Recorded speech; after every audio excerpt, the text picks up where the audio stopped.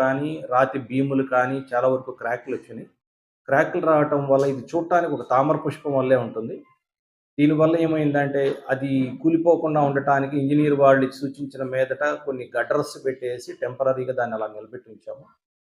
ఇప్పుడు వీటన్నిటిని ఒక్కొక్క దానికి వాటికి నంబరింగ్ ఇచ్చుకుంటూ మేము తీస్తాం వాటిల్లో. ఆ కాలంలో వినియోగించినవి కనుక చెక్కుచెదరకుండా తీసినప్పుడు చక్కగా వస్తే వాటిని తిరిగి వినియోగించడం జరుగుతుంది.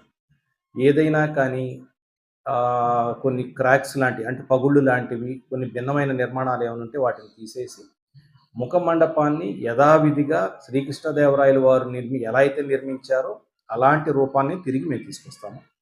ఈ తిరిగి తీసుకురావటం కోసమే దీంట్లో ఇంజినీరింగ్ అధికారులు దీని మీద చాలా దృష్టి పెట్టి ఉన్నారు.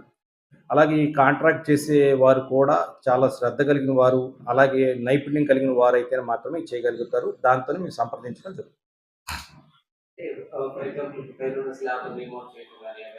రీమోడలింగ్ అనేది లేదండి. చక్కగా మొత్తం అంటే ఉన్న నిర్మాణం ఇప్పుడు ఎలా అయితే ఉందో అలాంటిగా చక్కగా ఎలాంటి ఇబ్బందులు లేకుండా క్రాక్స్ కానీ, గట్టర్స్ కానీ లేకుండా చక్కటి రాతి నిర్మాణము శ్రీకృష్ణదేవరాయలు వారు 200 సంవత్సరాల క్రితం ఎలా నిర్మించారో అలాంటి నిర్మాణం మళ్ళీ భక్తులు చూడటానికి అవకాశం ఉంది. దీనికి మేము కాల పరిమితి పెట్టమండి. ఎందుకంటే ఆ నిర్మాణానికి వినియోగించిన